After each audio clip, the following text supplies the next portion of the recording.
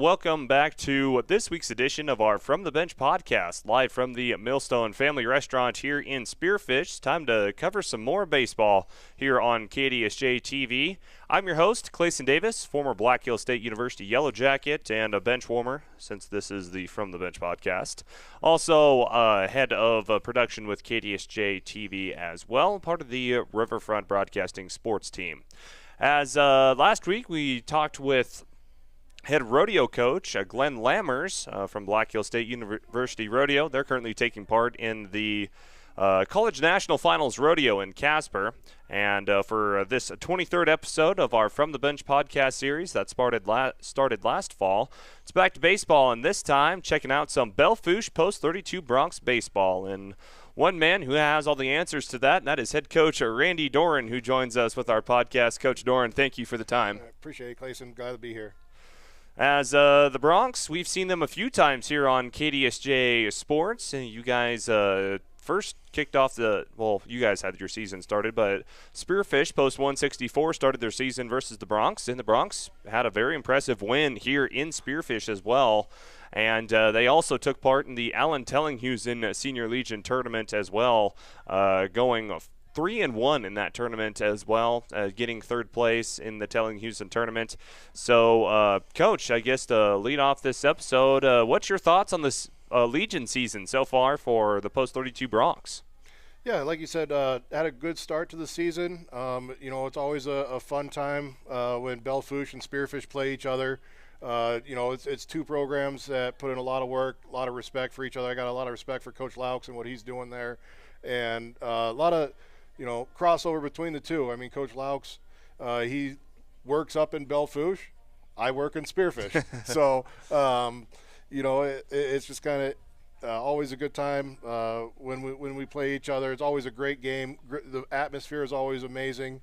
Both fans very passionate about their baseball programs and that Highway 85 rivalry that's kind of developed over the years. And then we played in the Tellinghusen tournament. Thought our team did really well in that, taking third place, going 3-1 against some really tough and competitive teams. So then we just went to Sturgis this last weekend, played in the Sturgis baseball rally, got second, had an opportunity to win it, but sometimes baseball doesn't go the way you want it to every time, and we did some good things, but we got some things to work on as we keep moving forward through our Legion season.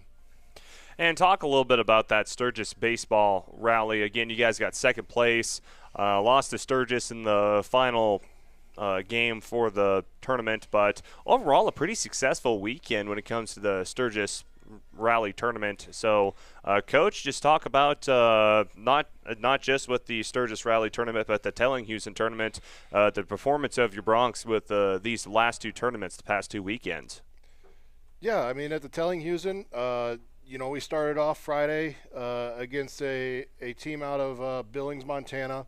They were a little bit younger team, but we also had one of our younger pitchers starting, Tate Thompson. He's only a league age 14, but he's playing varsity time just because of how advanced he's gotten in such a short time, and he did well. He went, almost a complete game, used up all 105 pitches that you're allowed, went 6 2/3, gave up a few runs, but kind of held the Expos in check, struck out 7, only walked 4, and we played some really pretty solid defense behind them. Didn't have a whole lot of major errors, and then when it came time to put the game away at the end, we kind of struck early. We put up 4 runs in the third inning, another 2 in the fourth, and then we were able to kind of add some insurance runs at the end to kind of solidify that one, to kind of start the tournament off right. The next day we played the Belfield Post 144 Knights out of North Dakota. They ended up being the champions. They kind of went through. They lost to Spearfish in the pool play, but came back and beat Spearfish in that championship game, and they were a solid team. One thing where we're kind of at right now is we got 3 pretty solid starters, and when we play in tournaments where we need to play a 4th game, that's kind of where we're trying to find that 4th person to kind of step in there and either be somebody that we can rely on in relief, or somebody that can make a spot start here and there. we were all right. We were doing some good things. We just didn't have enough to be able to get through that post 144 team. You had a little bit of a weather delay in there too. You know, as a baseball person, anytime that you kind of stop the flow of the game, there's a chance that it disrupts things. But I thought our team responded well after the weather delay. I thought we kind of refocused and regrouped a little bit. But they were able to tack on a few runs late at the end. You know, we kind of got to that last inning or so, and I was like, all right, I don't want to burn my next pitcher for our second game on Saturday. I don't want to burn my pitcher for Sunday. So we kind of just had to put somebody else in there to kind of fill up the last couple innings, and they kind of were able to put a few more runs in to make it look like it was a little further of a game than what it was. Then we played the Douglas Wyoming Cats, the good Legion program out of Wyoming. We were able to beat them pretty handily, 9-6 game. Again, really good pitching to start. Our bats were doing well. And that's a Douglas team that in years past has beaten us. Like they come to the Telling-Houston about every year. And, Douglas, Wyoming usually plays some pretty good baseball. And it was a good win to get over them. And then we finished up Sunday in the fourth place game against Clark Willow Lake. And we were able to win that one 8-0. And, Clark Willow Lake, that's the first Class B South Dakota team that we played this summer. We feel that for us to position ourselves well for regional play and possibly a state tournament berth, we want to play Spearfish. We want to play Sturgis. We want to play, teams out of Wyoming, a Billings team. We also played another Billings team in the Sturgis Rally, and there's a Colorado team there. We want to play these bigger teams from these bigger towns to help prepare us to play other teams that are more our size once we get to regionals. Mm-hmm. And you can kind of see where we were sitting when we played that Clark team on that Sunday game, being able to win that game 8-0 and kind of be in control kind of throughout that whole game against another team that's kind of more, quote, our size and our class. So, 3-1 finish, obviously you kind of want to play in that championship game, but, to win the last day, that's always a big deal too. Win that seeded game, come away with a good third place finish. I think that's probably the best we've done in the Telling-Houston in years past. So, they're doing some good things, and it was a really good tournament to kind of start our Legion season with it. That's awesome. And, again, you can rewatch all of those Belle Fourche Telling-Houston tournament contests on our YouTube channel, same place you're watching this podcast, unless it's on Facebook, at KDSJ-TV on YouTube, and as well as rewatching them on our Facebook page at Black Hills Gold Hits KDSJ. Talk about some of your key players on this year's squad, Coach. And I know you lost, at least from the high school ranks, you lost 2 from last year, but one is eligible for Legion season, and Nolan Wafeld. So I bet it's nice to have him back for a little bit of experience. But who else has been in a key spot throughout this season? Yeah, Kayan Howard, he's kind of been the leader. He's only a 16-year-old for Legion play, so he's still got a few years left. He was a sophomore in the high school season, but right now he's leading the team in batting average. He had a little bit of a slow start to the year. He's a very talented kid that does multiple sports, and he was playing for a national championship in hockey with the Rushmore hockey organization, which they won, and that kind of took him into March or so, and so he kind of missed out on some of the preseason stuff. But it's important to have athletes on your team, and athletes that can do multiple sports is tough to find at that level. And a kid that talented, you want him to do as many sports as he can, and it just kind of takes him a little bit while to get his baseball swing down and everything. But this summer, right now, like I said, he's leading the team in batting average. High school season and Legion season, he's kind of been our number one pitcher so far. For a young guy, he throws it hard, and then he's got some good off speed to keep teams off balance, and he's just a competitor. He's very competitive on the mound and in the field. Most of the time it's in the right direction. Sometimes you got to kind of reel him in a little bit because he shows his emotions on his sleeve a little at times, but he's definitely a leader that you kind of want to have, and it's nice to have as young as he is, being able to show those leadership qualities right now and just watching him continue to grow.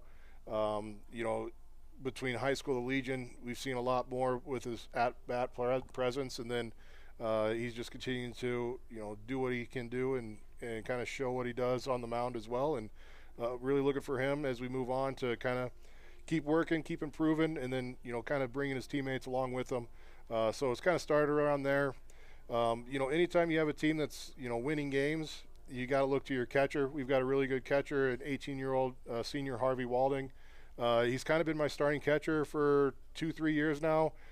Mixed him in a little bit when he was just a sophomore and freshman with one of our older catchers that graduated 2 years ago. But has a really good feel for the game. Trust him to be able to call pitches for our pitching staff.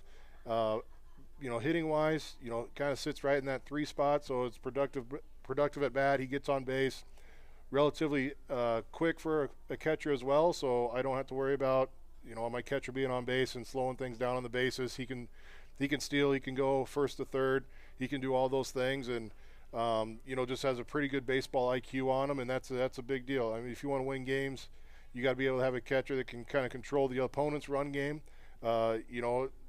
Teams kind of run on us early, and then we throw a guy out and they kind of back off pretty quick. And that's huge, especially at this level. If you can keep teams from staying on first base and not being able to take second on a whim, you're going to put yourself in position to win a lot of games. That's awesome. And also just a few I have to note as well as Graham Vanderboom and also you said referred to earlier Tate Thompson. Both have stepped up for the Bronx as well. And on that note, who else has stepped up for the Bronx this season? As you lost 2 from last year, of course, Walfeld coming back kind of helps alleviate some pressure off of that. But it's a growing program, so who else has had to step up for the Bronx? One person I wouldn't say really stepped up, but, one person that as we go, it's through him, it's our vocal leader, Rafe Parmeter. He's our 9-hole hitter. Anything that we can get offensively from him is kind of a bonus. He does a good job of getting on base. He has good at-bats. He plays a really good outfield for us, but he is the guy that when we need somebody to kind of keep the team up, to get us moving, get us going, if we have a sluggish start, he's the guy that kind of rallies them. He's the guy that, kind of pushes our team to the end. So what he's done this year, and he's just kind of had that personality since I've had him as a freshman. He's now a junior. But he's just a guy that's, very vocal, very uplifting, keep his teammates motivated and keeps our team going. And, it's important if we're going to win games, you're not going to just come out to shoot right away and be hot the whole game. It's ups and downs, peaks and valleys, and to be able to have a guy, so it's a voice besides mine. Sometimes they get tired of my voice, but just to be able to have one of their teammates to kind of lift them up and keep them going. If you talk about unsung heroes on a program that kind of helps move your program forward, he's at the top of the list right there for sure. Another guy that's kind of come through this year is first baseman Uriah Hamilton. Had a phenomenal high school season. Just hit over 400 in the high school season. Was really seeing the ball well. It kind of cooled off a little bit in the Legion season, but again, it's baseball is about peaks and valleys. And defensively, his defensive play at first base has been much improved over last year. He kind of, he's kind of a first or third base kind of guy, depending on needs, and kind of needed to move him over the first base this year. Helps solidify that, and he's done a good job, handling that defensively. You like to say first base, it's not a hard position. I played first base as a lefty, but you usually look at your first base and you say all you got to do is catch the ball. Well, the number of times where they throw you a ball that's just right here to catch it, you'd hope it'd be more than it is, but to be able to save outs, save runs, picking balls in the dirt, Uriah has really shown a huge improvement on that this year, and it's been fun to watch. Fun to watch guys that kind of struggle with that early, struggle with the new position, start to figure it out, and start to really make some good defensive plays. Is always kind of a fun thing to see those guys developing. And I like how you made that comment about playing first base because, especially from a baseball outsider, I always thought it's not that hard. You just stand on base and throw out what's thrown to you. But, of course, especially with a bunch of high school kids who's trying to throw it from third or short over to first as fast as possible, accuracy is a little bit farther down the priority list is just as far as getting it there. And I mean, we've seen multiple times on KDSJ-TV. I even saw a few times in the College World Series this past weekend. Just infielders and even some of the outfield just throwing straight gas at your first baseman. And you kind of got to be aware enough to kind of track it down. Or else it's going to go right over your head, or worse, it's going to hit you in the gut and it's going to feel terrible. So, College World Series pros, they're making bad throws and relying on their first baseman to save them. But that first baseman's saving them on some really nice turf. Belle Fourche, there's some bumps here and there that cause that ball to maybe not take a true hop that you got to adjust for, and it's not easy. It's not easy at this level. But just the improvement he's made has been really fun to watch.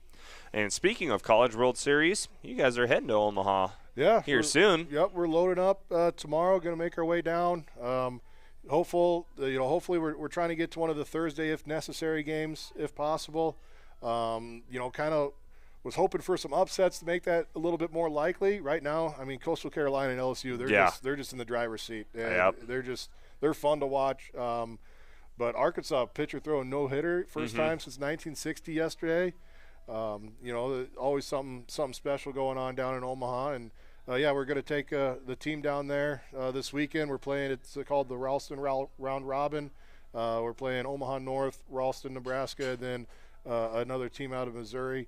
We're playing some pretty big teams. I mean, we're not, but this is one of those trips where it's not about what the record is that we finish out over there. It's about how the boys play, how they respond. They're going to see some, they're probably going to see some pitching that's probably faster than what we've been seeing, which is good. I mean, we've talked about some of these young guys, Kayan, Uriah, Tate, Graham, and I could go on and on that are, league age 16 that have another couple of years left that, might want to start thinking, do I want to play baseball in college?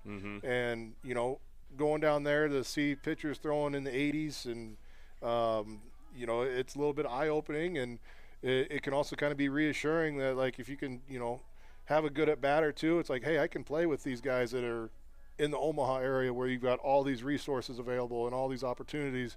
And I'm just a kid from Belle Fourche, but I went up against those Omaha teams, and we battled, and I had some success. And, we've been fortunate that we've had a fair number of players since I've been running the program go on and play at the college level, be able to achieve that childhood dream of playing at college baseball. And, I feel like these trips really kind of help players kind of, jumpstart that process a little bit.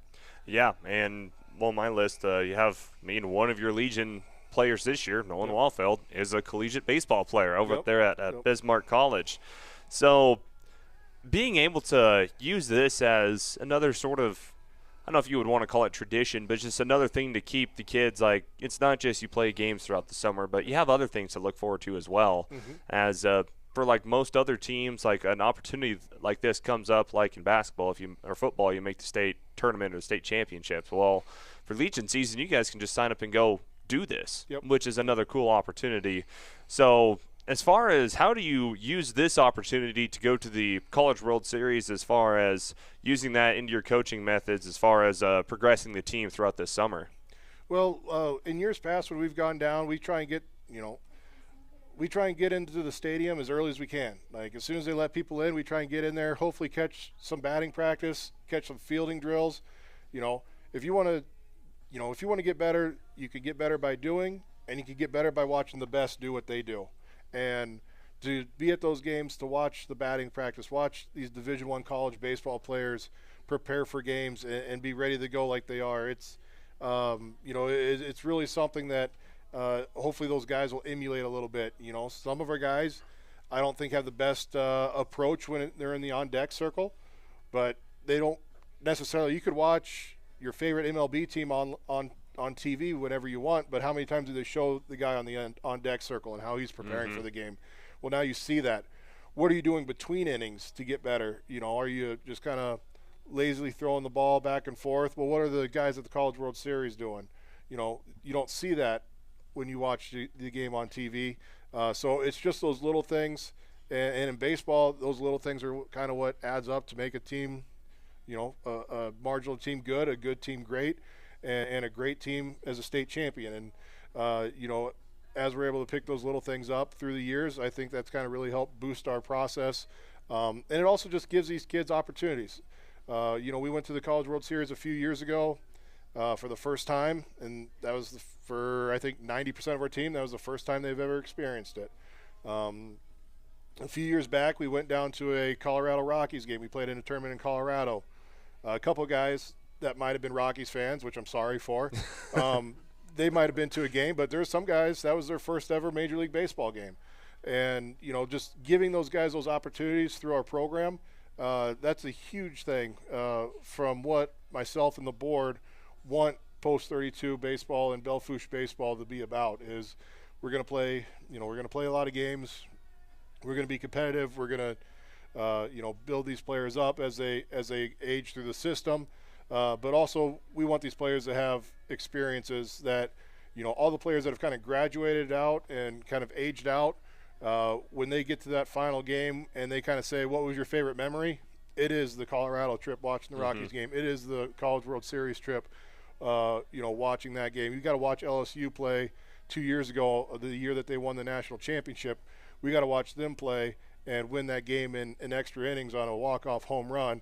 And those boys were there, and that's something that none of those boys are forgetting. And it's just something that sticks out. I think we won one game that time that we went down there. I think we won one game when we went to Colorado, but the only one that remembers that's probably me, because I kind of remember the wins and especially all the those losses a little bit more than the players do. But what they remember is they were at a baseball game with their best friends, living their best life, watching some really good baseball and, creating some really good memories. And that's, not just with baseball, but really sports is all about is, you remember the wins, the losses, the championships, the woulda, coulda, shouldas, but, it's the road trips down to Omaha. It's getting to take in a College World Series game or a Colorado Rockies game. From a college football player perspective, it's about the road trips and being able to go to Grand Junction, Colorado, to go to Colorado Mesa, or going to Golden to go check out some cool places as well. And the games may or may not be what you want them to be, but just the experience is something that, athletes will never forget at all, which is really cool. As head coach Randy Doren joins us with our From the Bench podcast, time to go to our segment that everyone loves and enjoys, the Millstone Minute. It's a quick 1-minute segment with a series of questions. First thing that comes to your mind, answer, to just kind of let our audience know what type of person you are, not just as a baseball coach. So as you mentally prepare for that, we're going to hear from our sponsor for the Millstone Minute and also our From the Bench podcast, the Millstone Family Restaurant.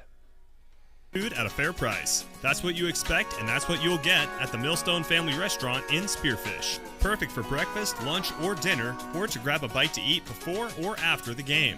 Choose from daily specials, and a trip to the fresh soup and salad bar is always a hit. Plus, the Millstone can accommodate larger groups, like buses or your next meeting in their private party room.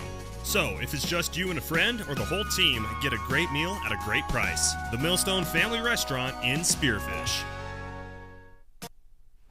And again, thank you to this episode's sponsor, the Millstone Family Restaurant, just right here off of Exit 12 in Spearfish. Great place to eat before or after the game. Whether if you're in Belle Fourche, you're in Spearfish, always a great place to eat, the Millstone Family Restaurant. Again, Coach Randy Doren here joining us with our From the Bench podcast. Are you ready to rock and roll for this Millstone Minute? Ready or not, here we go, I suppose. Okay, here we go. Millstone Minute starting now. Favorite food? Pizza. Favorite golf course you've ever golfed on? Oh, I like the hometown Elkhorn Ridge. Nice. Not the Spearfish Canyon's not great, too. Love our golf courses here. Dream vacation spot? Oh, man. I'd probably say Phoenix over spring break or Nice. Spring training. Why do you coach? For the kids. Baseball position of choice? Oh, pitcher. I'm a lefty. Nice. Walk them, pick them off. Yep. Favorite hobby in the Black Hills? Coaching, I guess. Who inspires you? My high school coaches. I had some really great ones. Dream vehicle? a good old Jeep Wrangler that you can take the top off and stroll through canyon with it. Alternate career path. Oh boy. Let's go with. Gosh, I don't know. We'll just say a teacher. I mean, I was a professor, but a teacher. Final question: professional golfer or MLB player? What's your choice? Oh, we'll go MLB player, Bobby Witt Jr. from my Kansas City Royals. I mean, he just does it all. Does it well. Fair enough. Well, that's the Millstone Minute, being brought to you by the Millstone Family Restaurant here in Spearfish with Belle Fourche head coach Randy Doren. So, to kind of wrap up this episode, to not think about baseball for a quick bit, what do you like to do as far as off-season entertainments, hobbies? What do you like to do whenever you're not coaching the Bronx? Oh, off-season. I don't know what off-season is. Technically this is my coaching the Bronx is my off-season from my real job. So once baseball season's done, I'm right back in the Young Center getting our BHSU women's golf team ready for our season. And then we're out golfing until it snows, and then we're inside on a simulator until the snow melts, and then we're finishing up our golf season and then starting baseball season. And so really haven't had an off season, but that's kind of that's how I like it. I'm coaching year round. It's different players, different sports, but it's doing what I love to do, and that's making athletes better. Try to make athletes better, and kind of seeing them reach their potential, and obviously also at the end of the day trying to win some games, win some tournaments, and just continue to improve and get better. And that's kind of what I enjoy. That's you talk about you were talking about dream career. I mean, I don't think there's anything more rewarding than being a coach, being able to take your knowledge and relay it to the next generation of athletes, and seeing them get better and win and pursue their dreams. I think to me that's the most rewarding job there is. But yeah, that's kind of not a lot of an off season. I suppose on a rainy day, maybe I'll get home, play a little bit of PlayStation a little bit. On a nice day, the one nice day that we don't have a baseball game, I might try and get out in the hills with my friends a little bit, maybe get on the lake. But those are kind of few and far between, but I take advantage of them when they pop up, I suppose. And on that topic of Black Hill State University golf, as for our audience that may not know this, Coach Doran's also the Black Hill State University women's golf head coach as well. So, again, you're balancing between being a college golf coach on a golf course, of course, but also being the Bronx head coach for baseball. First off, which one came first? Were you a golf coach before you became a baseball coach, or vice versa? Or how did you really get roped into being a summer baseball coach and a golf coach for a college? Yeah. Well, originally I was a football coach, so that kind of throws everything out the window with what came first. But I coached football. I went to Iowa State. I was part of their football program for 4 years. Then after that, I spent 2 years at Peru State College in southeast Nebraska coaching. Got my master's degree at Chadron State. While I was able to do that, I was a grad assistant there, coached football there for 2 years. When I was about to graduate from Chadron, there was a job opening for tight ends coach at Black Hills. There has been and continues to be a lot of interconnectivity between Black Hill State and Chadron State College, and that hasn't gone away even with some coaching changes. But was really fortunate. Coach John Reiners giving me the opportunity to be a football coach for him for 4 years. Came in as just a tight ends coach. Eventually became special teams co-coordinator. But after that, stepped away from coaching for what ended up only being a couple of months. I got a full-time job at Black Hills as a math professor. Missed coaching right away, and there was an opportunity to help out with the softball program, so I did that. By doing that, Belle Fourche kind of had a really pressing need for a baseball coach, and I decided that I would undertake that endeavor. And then COVID happened, and I was kind of unsure how long I was gonna do it. There really wasn't a lot that first year. We were kind of starting from ground zero. We were starting at the base of it, and fortunately, when I took over, there were some really talented, 15, 16-year-olds. Nolan, who's still with me right now, I think he was only 14, and he was playing varsity for us. He might have been 13 that year.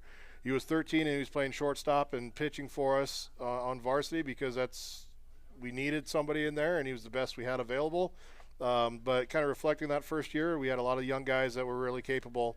And, I was like, all right, I want to see what we can do with these young guys the next year with a full year of working with them and getting them better. And then we just continue to improve. That wave of players is kind of come and gone. And our next wave of young players are starting to develop and mature. They're now 16 and doing some really good things for our varsity that I think are going to take our varsity to the next level again. And, sure enough, we've got some, 12, 13-year-olds that are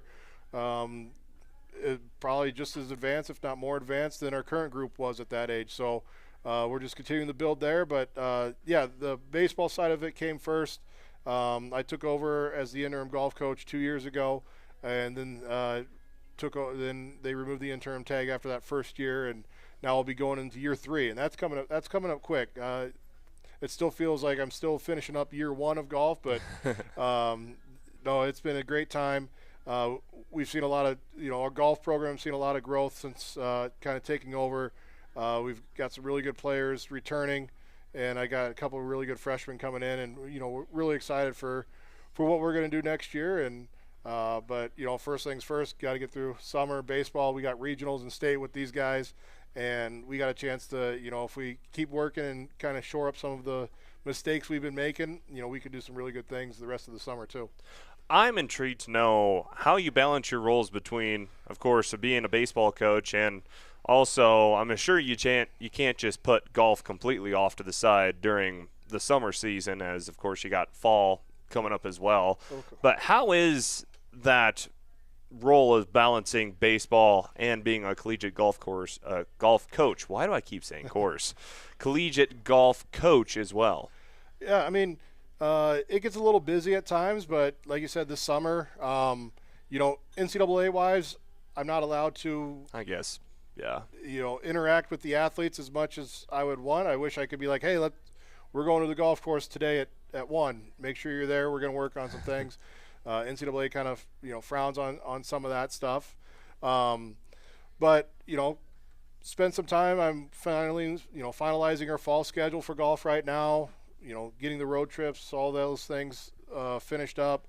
Finishing up, we're going to host a home tournament again here at Spearfish Canyon. So finishing up, getting teams for that.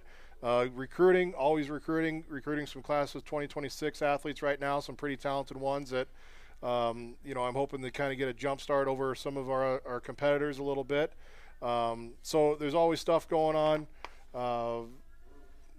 both sports. In the winter time, I'm getting the baseball schedule ready to go while we're working on golf drills and stuff inside. And in the spring, we've got golf practice, golf tournaments. We also got some baseball practices and baseball games. The nice thing is you can't golf outside when it's dark out, but we've got some really nice brand new lighting installed up at Belle Fourche at our baseball field. So we usually have our baseball practices in the spring later at night. I also like it for the kids because it allows kids to also do track and not have that interfere. So again, I'm all about having multi-sport athletes. Because, especially if you're in track. If you're in track, being a track athlete makes you a better athlete for every other sport. Yep, absolutely. And I'm encouraging all of our players to do track if they can. Now, their springs get really busy if they do both sports, but I've always been able to, like I said, have our practices later in the day so they can get their track practices in. The track coaches have been awesome working with us, and I work with them to try and not have any games or track meets overlap. Sometimes with rainouts, we have some things come up, but it's great to see a lot of the other coaches in Belle Fourche. We're all kind of sharing a lot of the same kids, and we all want them to kind of get better and everything. And all the coaches have been good to work with, especially in the summers. We try and give the players off days so they can do 7-on-7s or they could do open gym things.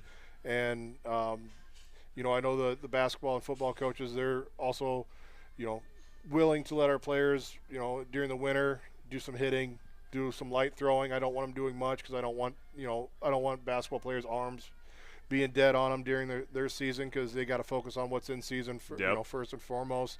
Had a bunch of our baseball guys went to a football camp here at Black Hills last week, the team camp, and kind of made sure that when they let me know the dates that they were going to have camp, I try to make sure that we were kind of free of baseball stuff for those days. So it's just as we continue to grow and other sports are continuing to grow in Belle Fourche, just the camaraderie and the willing to work together has just been great between everyone. That's awesome. And like I said, just having a variety of different athletes on your baseball team as well, and also being able to take some skills in baseball to apply that, whether that be football, basketball, track, whatever else they do throughout the school year as well. Well, Coach Doren, again, thank you for taking the time with our From the Bench podcast. First of all, is there anything you want to say to friends and family that might be watching this or some supporters of the Bronx baseball program? Just appreciate the support we've been getting throughout the year. We don't have many home games in the high school in the Legion season, but man, our attendance during the high school season was great down there. Students showing up, it wasn't just parents. But the student body was there, just Belle Fourche community was there. Really thankful for everybody that kind of sponsors Post 32 baseball in the summer. Makes it possible for our boys to do what we've been able to do. Keeps costs affordable. Allows us to go on these trips and do these great things. And then lastly, just the administration in Belle Fourche, the city council, the mayor. If you haven't been past the ball fields yet, we are finishing up a major renovation, actually a whole new reconstruction of a brand new concession stand, ADA accessible bathrooms, a press box, and a indoor batting cage that should be finished up by this fall. So when you want to talk about things that's going to move the program forward, that investment right there is going to be huge. And just seeing the development that's been going on down at those ball fields. There's also a nice new playground that they put in, kind of keeps those kids, some of the younger siblings more centralized. Baseball games are long and those kids like to run around, and when there's baseballs flying here and there, running around is not necessarily the best thing. So being able for the city to put that new playground up there has been great as well. So a lot of great things going on. A city that's really focused on improving youth sports is huge, especially baseball, whether it's baseball or softball. You want, baseball, softball, you're in the summer. I mean, if you want to be with your friends in an organized capacity, it doesn't even have to be at the Legion level. It's, it's T-ball, it's machine pitch, it's minors, majors when you're 10, 11, 12 years old. Just to have them out doing baseball with their buddies.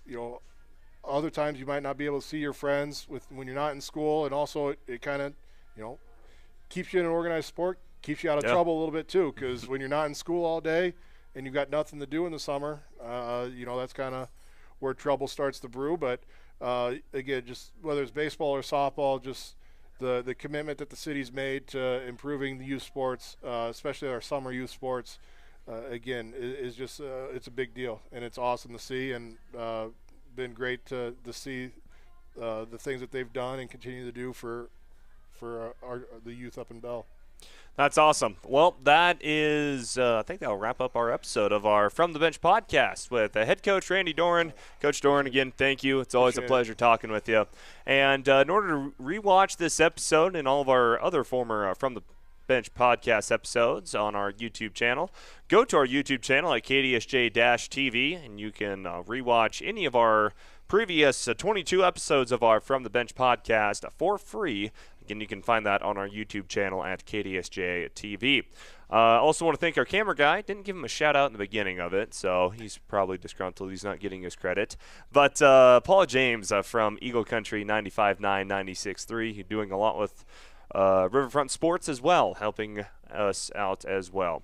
Again, a big shout out to our sponsor and giving us this lovely venue for our podcast, the Millstone Family Restaurant here in Spearfish, for allowing us to record and be a wonderful spot for our From the Bench podcast.